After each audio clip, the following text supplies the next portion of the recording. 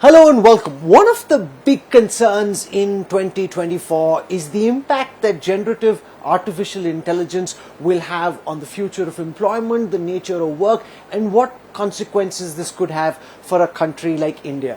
Joining us now at the India Today Business Today studios at the World Economic Forum at Davos is one of the world's most renowned economists, the first Deputy Managing Director of the International Monetary Fund, Dr. Gita Gopinath. Thank you so much, ma'am, for your time and welcome back. Hi, Rahul. Great to join you. IMF has come out with a report which looks at the impact generative artificial intelligence has on workplaces, the nature of employment, and the future of work. Do you want to talk us through what this means for India's young working age population and how this could change working in the way that we know it? Yeah. So, Rahul, let me start with the global impact that we expect in terms of jobs from generative AI. Our estimate is that about 40% of jobs globally are vulnerable to 40%. 40%. Now, vulnerable doesn't necessarily mean it's a bad thing, because some of those jobs you're exposed to AI, but in a positive way, which means it increases your productivity. But then you could have the other kind of exposure where it actually, you get displaced. So if we do that breakdown, then it's about half and half. Now, there's a lot of variation. So if you look at the US, we have about a 60% exposure. About 30% of that was complementing the worker, and 30% is not complementing the worker.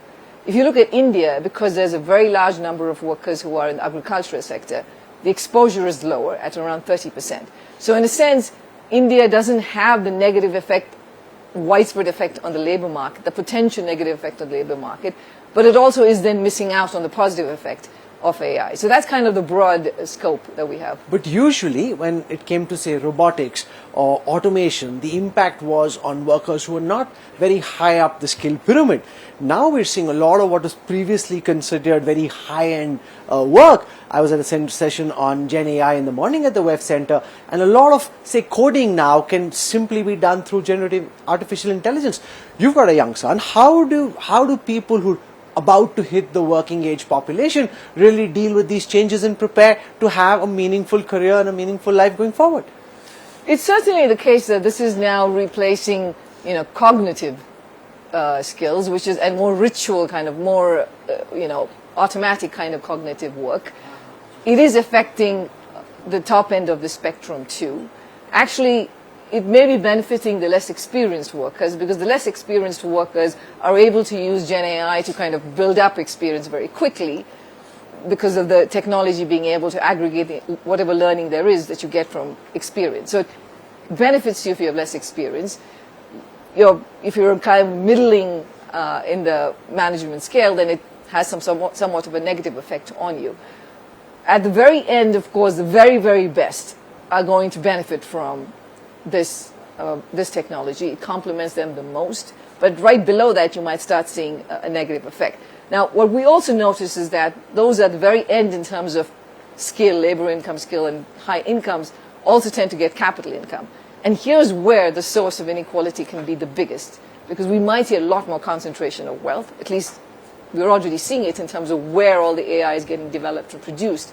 It's in a number of companies, and in a couple of countries. It's basically the US and in China. That's where most of the development is happening. So what are you telling your son in terms of preparing for a workforce in the future, of jobs in the future, where a lot of work can be done through generative AI and the rest through robotics and automation? The first thing, young people have the advantage of being much faster in picking up new technology. Sure.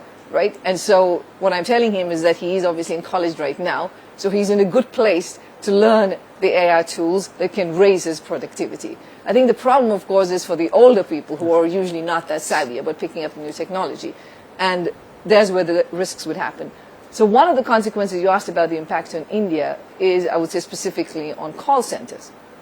Right? That is the one industry that could very quickly be, driven out of business because of AI. And you would not see the kind of outsourcing of work that goes from the US to India through the call center.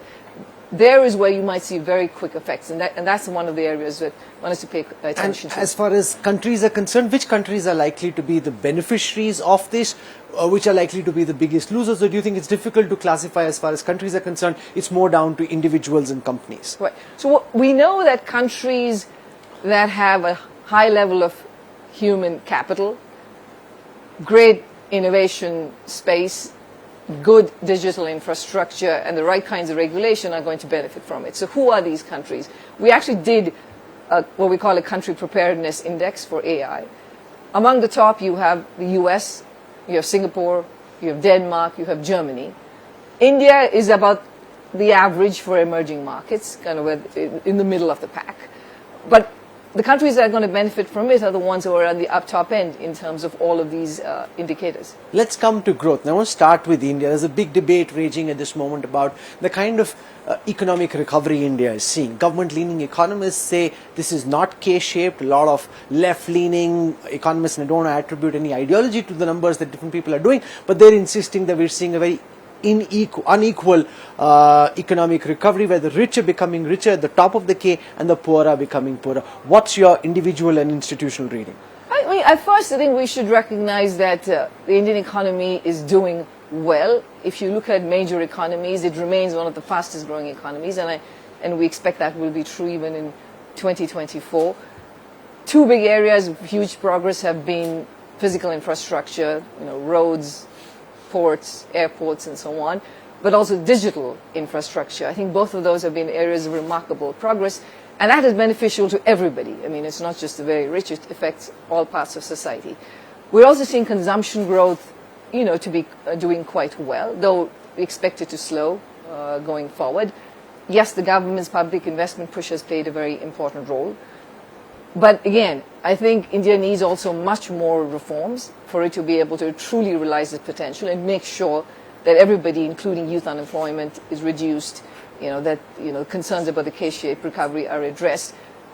In terms of specific reforms, for instance, financial access to medium, small, and micro enterprises, I think is still an area where more work is needed, like credit growth to that particular sector. More is needed on that front. Labor market reforms are needed. Female labor force participation is incredibly low. More needs to be done to bring that up. So, I mean, there are many areas of reform. So is the recovery K-shaped or not in your view? Well, it is, it is an economy where there is overall growth that is improving livelihoods for a large number of people. But at the same time, yes, you do see that what also typically tends to happen, that in these intermediate phases of growth, that you see more happening faster at the top end. Okay, so there is, in some senses, enough data for you to suggest that the recovery is indeed K-shaped. I would not say that there's enough data for that, because actually, by the way, that is one area where more progress would be very helpful, is to have a lot more data collected at a high enough frequency in India. If you look at employment numbers and so on, there are still debates on the quality of those numbers. So more data is required. I think the headline story is that India's growth is a good one. It is one of the fastest growing economies of the world. But I would also add that it needs to keep up consistent reforms. So let's come, because you've mentioned reforms twice over. The Indian government's heading into election mode, so no reform is likely just in the next few weeks and months. But after that, what are the key reforms that you think the Indian state should be undertaking to step up the growth process and to make growth more equitable for all our people? In terms of reforms, this is required not just at the national level, but at the state government level too, because of all these different subjects, of course, are handled at both levels of government. Firstly, continue the good investment that's being done in public infrastructure, including digital public infrastructure. Obviously, that's not done. Much more is needed. Continue that good work. It's shown to bring in a lot more activity, catalyze a lot more activity. Labor market reforms is important, and I said on female labor force participation, that's important. Credit to MSMEs, an important area. Land reforms are also critical.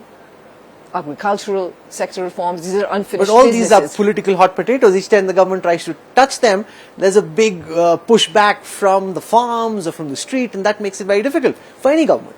That is how it is, but that's what will be needed. Progress on those fronts will be needed to kind of get this story to another whole level. When it comes to China, you spoke of the need for more data. I mean, that's into 2 or more in China. What's your reading of just how badly the Chinese economy is doing at this moment? Well, firstly, we upgraded China's growth forecast in November. It did better than we were expecting in the second half of this year. We have growth at 5.4% for China, and next year it's about 4.6%. I think the main challenges China faces, one is in the property sector, which is an important part of China's economy. It's still in a weak state. And the second is on local government finances and the exposures the local government financing vehicles have, right? So that's another area. I think those two are going to be critical to address if you want to get consumer sentiment back to the positive territory. The government is moving on these fronts. They have put some more stimulus in place, and that's why one of the reasons why we upgraded. But it is true that if you look outwards and we look into our medium-term forecast, we have growth at 5 years out at 3.5% for China. So it is projected to come down. In addition to the two factors I mentioned, it's of course the aging demographics and weak productivity growth in China. But there are reforms, again, in the case of China, there are reforms that can absolutely change that story. And more market-based reforms would be very helpful. In your economic models, is it now seeming almost certain that there is no scenario where China could overtake the United States at some point in time in the future? Well, it depends upon how you measure the, whether you use PPP-based statistics or market exchange rate-based statistics. So, we are not really paying that close attention to who's overtaking who at this point. In terms of per capita income, of course, China still has a long way to go to get to the levels of the US, and that's where they should be focused on. Which are the countries which are of the maximum concern to you? When you look at the world, especially in India's neighborhood, what concerns you the most, Dr. Gopinath? No, I think if you're for low-income countries, I'm going to step back out of the neighborhood of India, but low-income countries have been struggling for the past 3 to 4 years. Their debt levels are either already in distress levels or they are doing debt restructuring. And while emerging markets, otherwise in major emerging market economies like India, have actually done fine these past 3-4 years, despite interest rates going up so much in the US, low-income countries have been shut out of these markets. So that's a part of the world that we're paying close attention to, and where the risks are quite high. In India's neighborhood, Pakistan, Sri Lanka have been massive areas of concern? So we have programs both with Sri Lanka and with Pakistan.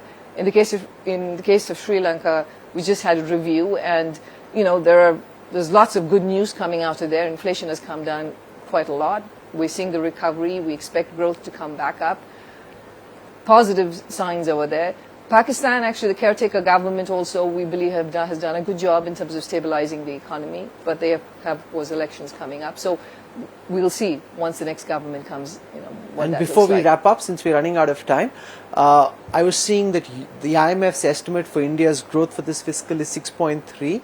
The RBI's own initial estimates seem to suggest 7.4. So what is it that you're picking up, which is 1% different from what the RBI and the government's own estimate seems to be? So firstly, we are putting out our January update towards the end of this, so you'll be revising it this upwards? month, and we are in the process of revising up for Does for it catch India. up to 7.4 or not really? That you will have to wait and see. I think it had a good, very strong first half of fiscal year 23-24.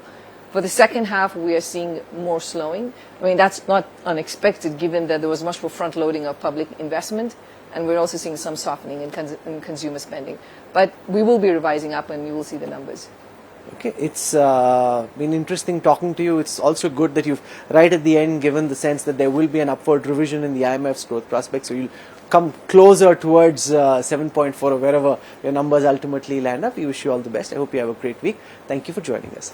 Thank you, Rahul, and I hope you enjoy Davos. It's been really nice. Thank you. What about you? Have you been out and about? The sun is up. It's looking lovely. Or have you just been, your minders just taking you from one meeting to the next? Unfortunately, I have a packed schedule, so no, but I like seeing this. You have a nice background. Yeah, you should go out. The sun is up and it's lovely. It's the best time to be out. Yes. Thank you very much. Thank you. Thank you.